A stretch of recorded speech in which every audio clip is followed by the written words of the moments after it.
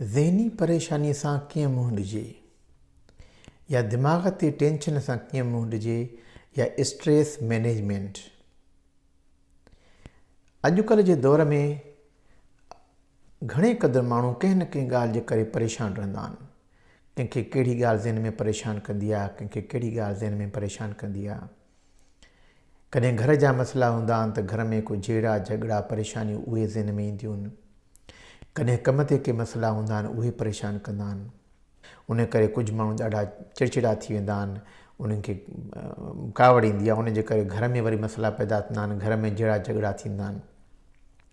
कंहिंजी निंड फिटी वेंदी आहे, किन खे वरी दिमाग़ में इहो एंज़ाइटी टेंशन कम वधी वेंदो आहे। किन खे वरी जिस्म में सूर अचणु शुरू थींदा आहिनि, किथे चेल में सूर, मथे में सूर, कंध में सूर। वञो डॉक्टर ॾे, डॉक्टर चवंदा तोखे कुझु बि कोन्हे, पर ईअं सूर जिस्म में महसूसु थींदा आहिनि। या पेट ख़राबु थी वेंदो आहे, डायरिया थी वेंदी आहे, दस्त थी वेंदा आहिनि ज़हन ते टेंशन जे करे। उनखे जंहिंखे इरिटेबल बाउल सिंड्रोम चवंदा आहियूं असां, उहे कॾहिं थी वेंदो आहे। माना जेको पेट जेको आहे चिड़ी पवंदो आहे। या कंहिंजी बुख ख़तमु थी वेंदी आहे, त उन लाइ ज़रूरी आहे त माण्हू जेको आहे उन टेंशन खे हल करणु सिखे त कीअं हिन सां मुंहुं ॾियां। हाणे सभ खां पहिरीं ॻाल्हि हूंदी आहे न, त अगरि असां उहो आइडेंटिफाई कयूं, सुञाणियूं त मूंखे टेंशन आहे छा जो। सुकून सां हिकु जॻह ते वेही करे हिकिड़ो कागज़ ऐं कलम खणी लिखिजे त मूंखे कहिड़ा कहिड़ा टेंशन आहिनि, कहिड़ियूं कहिड़ियूं परेशानियूं आहिनि मूंखे। मिसाल, मूंखे बिज़नेस जी परेशानी आहे, घर जो ई मसइलो आहे इन जी परेशानी आहे, या मूंखे पढ़ाईअ जी परेशानी आहे। लिखे पने ते। हाणे कुझु परेशानियूं जेके आहिनि, ॿिए नंबर ते इहो आहे, कुझु परेशानियूं त जेको आहे हल थी सघंदियूं आहिनि, छो त उहे तव्हां उनजो हल करे सघंदा। भई चलो मूंखे परेशानी आहे त मूंखे पैसे जी परेशानी आहे, त मां ॿियो बिज़नेस शुरू कयां या ॿियो को पार्ट टाइम कमु शुरू कयां।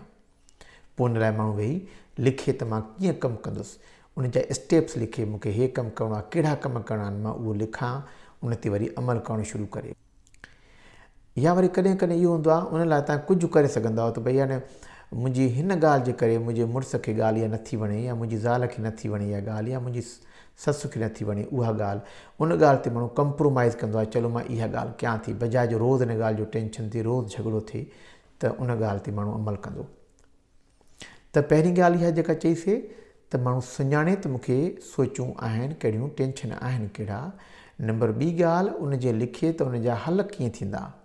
अगरि हल थी सघे थो त उनजे हल करण लाइ वरी स्टेप्स लिखे, उनजा लिखे त पहिरियों मूंखे छा करिणो आहे, इनजे हल करण लाइ, पोइ छा करिणो आहे, पोइ छा करिणो आहे।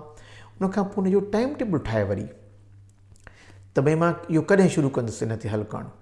भई मूंखे सुभाणे शुरू करिणो आहे या ईंदड़ हफ़्ते खां शुरू कंदुसि, लिखे। पोइ वरी रिमाइंडर ठाहे हिकिड़ो, जीअं न फ़ोन में रिमाइंडर हूंदा त मूंखे यादि बि थिए इहा ॻाल्हि त मूंखे हिन शइ ते कमु करिणो आहे। माना मसइलनि जा हल करण लाइ हिकिड़ो तरीक़ेकार कढे। न त ईअं मसइला लॻा पिया हूंदा, टेंशन ख़तमु ई न थींदो आहे। हिकिड़ो जॾहिं मसइलो हल थी वेंदो न, चलो हाणे इहो मसइलो हल थी वियो, हाणे ॿिए खे वठां मां। त इन तरीक़े सां आस्ते आस्ते माण्हू त मसइला हल करणु शुरू करे। नंबर ॿी ॻाल्हि जेका आहे, उहो पंहिंजी ज़िंदगीअ में कुझु मज़े वारियूं ॻाल्हियूं बि करे।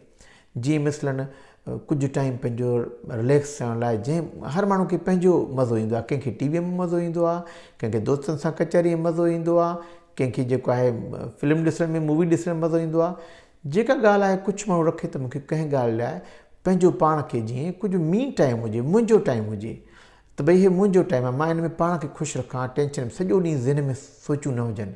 पोइ उहो टाइम ॾे, उन टाइम में मज़ो वठे। अहिड़े तरीक़े सां पंहिंजी जिस्मानी वर्ज़िश करे। मां जेके ॿियनि वीडियोज़ में ॿुधायूं आहिनि, डीप ब्रीदिंग एक्सरसाइज़िस, या जेको आहे वॾा साह खणण वारियूं एक्सरसाइज़िस, कुझु उहो करे सघे थो पियो। ॿियूं वीडियोज़ में ॿुधायल आहिनि मुंहिंजूं।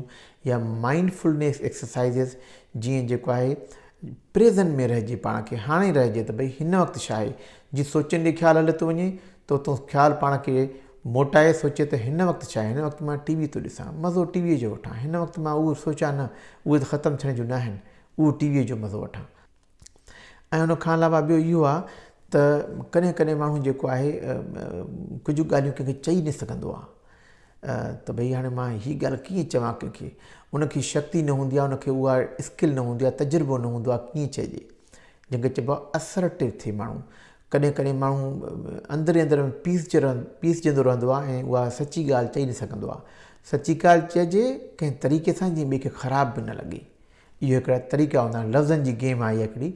लफ़्ज़ सिखिए त कंहिं तरीक़े सां, उहा वरी ॿियनि वीडियोज़ में मां ॿुधाईंदुसि त कीअं माण्हू असरटिवली कीअं अहिड़े तरीक़े सां पंहिंजी ॻाल्हि बि करे ऐं ॿिए खे ॾुख बि न थिए, त पोइ उहो टेंशन न थींदो, उहो मसइलो हल थी वेंदो। न त अंदरि अंदरि माण्हू पीसजंदो रहंदो आहे। जीअं चइबो आहे ॻाल्हि अहिड़े तरीक़े कजे जीअं नांग बि मरे ऐं लठ बि बचे।